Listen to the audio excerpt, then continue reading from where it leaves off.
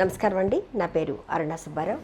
జానపద ప్యారడీ సాంగ్స్తో పాటు సాంప్రదాయ పెళ్లి పాటలు, లాలి పాటలు, జోల పాటలు, అలాగే సినిమా పాత మెలోడీస్ మొదలుకొని ప్యారడీ సాంగ్స్ పాడుతూ ముందుకు సాగుతూ ఉన్నాను. స్పెషల్ ప్రోగ్రామ్స్ ఉంటే బాగుంటుందని నా ఉద్దేశంతో ఈ ఛానల్ నేను ఏర్పాటు చేస్తున్నాను. నా ప్రయాణం ఇప్పటిది కాదండి, దాదాపు 45 సంవత్సరాల ప్రయాణం నాది. ఈ ప్రయాణంలో ఎన్నో ఒడుదుడుకులు ఎదుర్కొంటూ ముందుకు సాగుతూ మరిన్ని మంచి కార్యక్రమాలు చేయాలనే ఉద్దేశంతో దీన్ని స్థాపించడం జరిగింది.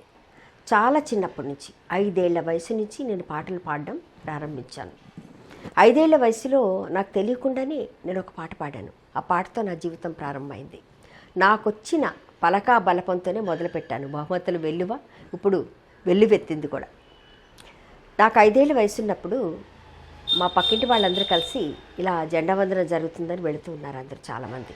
ఆ సమయంలో నేను మా మావయ్య ఎవరో మరి నన్ను ఎత్తుకొని తీసుకెళ్లారు. నేను కూడా వస్తానంటే తీసుకెళ్ళినప్పుడు స్కూల్లో పాటల పోటీలు, డాన్సులు ఇవన్నీ జరుగుతూ ఉన్నాయి. అవన్నీ చూసి నేను ఉత్సాహంగా సంతోషపడి నేను కూడా పాడతాను అని అడిగానంట. అడిగితే అందరూ నన్ను పట్టించుకోలేదు. నేను పాడతానని గట్టిగా ఏడ్చేసరికి చాలామంది దృష్టి నా మీద పడిందనమాట. చిన్నపిల్ల పాడతానంటుంది, పాడిద్దాం ఏమైంది అని పెద్దవాళ్ళందరూ చెప్పారు. ఆ రోజుల్లో కరణం, మున్సబ్లు, పెద్దవాళ్ళు చాలామంది వచ్చారనమాట ఆ ప్రోగ్రాంకి, అందరికీ బహుమతులు ఇవ్వడానికి. అప్పుడు మైక్ దగ్గర తీసుకెళ్ళి నన్ను ఇలా ఎత్తుకోగానే నేను వెంటనే నాకు వచ్చిన పాట నేను ఎప్పుడు నేర్చుకున్నానో ఎలా నేర్చుకున్నానో నాకు తెలీదు. కాకపోతే మా నాన్నగారు చిన్నతనంలో నన్ను భుజం మీద వేసుకొని పాటలు పాడేవారట. బహుశా అలా నాకు వచ్చి ఉంటాయి అవి. అక్కడ నేను పాడిన పాట, నేను మొట్టమొదట పాడిన పాట, అమ్మ చూడాలి నిన్ను నన్ను చూడాలి, నాన్నకు ముద్దు ఇవ్వాలి, నీ ఒడిలో నిద్దురపోవాలి, అమ్మా అమ్మా అమ్మా అమ్మా. ఇది నా మొదటి పాట. ఈ పాటతో ప్రారంభమైంది నా జీవితం. ఈ పాట మా నాన్నగారు విన్నారట. విన్నప్పుడు ఎవరో అమ్మాయి ఎక్కడో పాడుతుంది, బాగానే పాడింది, చిన్న అమ్మాయి ఎలా ఉంది అని అనుకున్నారట. ఎందుకంటే అప్పుడు మైక్లో పెడితే ఊరందరికీ వినిపించేది కాబట్టి. అక్కడ నాకు మొట్టమొదట పలకా బలపం చేతికిచ్చారు బహుమతిగా. ఆ తర్వాత వచ్చిన పెద్దలందరూ కూడా వాళ్ళ దగ్గర ఉన్న బహుమతులు చిన్న చిన్న తిలకం సీసా, ఒక దువ్వెన, ఒక అతను 2 రూపాయలు ఇలా అందరు ఇచ్చి చాక్లెట్లు ఇస్తే అవన్నీ ఇలా పట్టుకొని వచ్చానమాట ఇంటికి.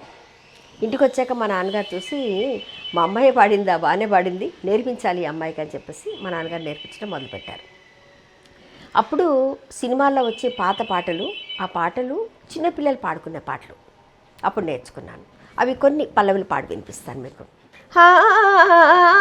ఒక పలుకే పలుకుతాయి, ఒక జట్టుగా తిరుగుతాయి, ఎండైనా వానైనా ఏకంగా ఎగురుతాయి, రంగు రూపు వేరైనా జాతి రీతి ఏదైనా, తమ రంగు రూపు వేరైనా జాతి రీతి ఏదైనా, చిలక కోయిల చేసిన చెలిమి ముందు తరాలకు తరగని కలిమి.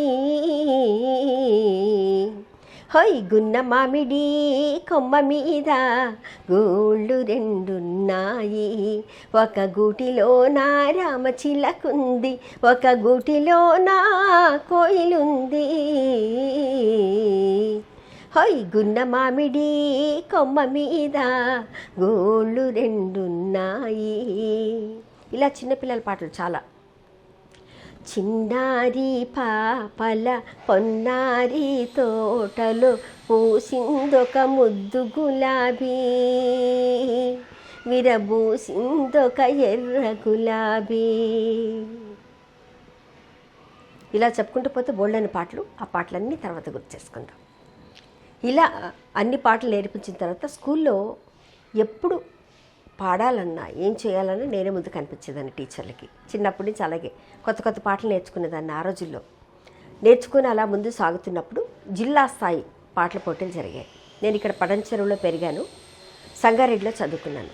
సంగారెడ్డిలో జిల్లా స్థాయి పాటల పోటీలు జరిగినప్పుడు అందులో నేను ఫస్ట్ వచ్చాను అనమాట. అప్పుడు చెన్నారెడ్డి గారి చేతుల మీదుగా, హయగ్రీవాచారి గారని అప్పుడు ఆయన మినిస్టర్ గారు, ఆయన చేతుల మీదుగా నేను బహుమతులు అందుకోవడం జరిగింది. అలా మొదలైంది నాకు. అయితే స్కూల్లో ఏం చేశారంటే ఏదైనా ఒక స్టోరీ లాంటివి చెప్తే బాగుంటుంది, మా స్కూల్కి కూడా మంచి పేరు తెచ్చింది అమ్మాయి అని చెప్పినప్పుడు మా నాన్నగారు బుర్రకథ అయితే బాగుంటుందండి అని చెప్పి నాకు, మా తమ్ముడికి, అలాగే అక్కడున్న ఒక అబ్బాయికో అమ్మాయికో మరి మాతో పాటు, నేను అప్పుడు అది 3rd క్లాస్లో ఉన్నప్పుడు నేర్పించి అది అల్లూరి సీతారామరాజు బుర్రకథ అనమాట. ఎందుకంటే మోటివేషనల్గా ఉంటుంది పిల్లలకు కానీ పెద్దవాళ్ళకి కానీ. అది నేర్పించి స్కూల్లో అది వేయించారు జెండా వందనం. అప్పుడు వేయించినప్పుడు ఊర్లో ఉన్న పెద్దవాళ్ళందరూ వచ్చారు.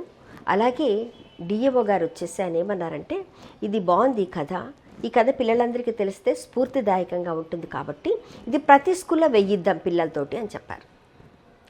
చెప్పిన తర్వాత ఇంకా అలా నేర్పించిన తర్వాత ఏమైందంటే, ఇక తర్వాత ఎక్స్ట్రా వచ్చిన పిల్లలు మనతో పాటు ఉండకపోవచ్చు ఒక్కోసారి. అలా కొంచెం ఇబ్బంది అయింది. అప్పుడు మా చెల్లి ఉంది చిన్న పాప, తనకు కూడా నేర్పించారు. అలా అల్లూరి సీతారామరాజు బుర్రకథ దాదాపు తెలంగాణ రాష్ట్రంలో పల్లెల్లో బుర్రకథ చెప్పడం జరిగింది స్కూళ్ళల్లో చూసిన వాళ్ళు ఊరుకుంటారా? చాలామంది ఆ ఇంట్లో మాకు ఇలా గుడిలో కావాలి, మాకు వినాయక చవితికి కావాలి, శ్రీరామనవమికి కావాలి అని మాట్లాడితే ఇక్కడ చదువు ఇబ్బంది అవుతుంది ఎలా అని ఆలోచించినప్పుడు టీచర్లు మాకు ధైర్యం చెప్పారు, ఏం పర్వాలేదు, అల్లూరి సీతారామరాజు బుర్రకథ ప్రదర్శన ఇవ్వండి, బాగుంటుంది, అందరికీ తెలుస్తుందని. అలా చిన్నతనంలో దగ్గర 1000 ప్రదర్శనలు ఇచ్చాను నేను అల్లూరి సీతారామరాజు బుర్రకథ మొదలుకొని.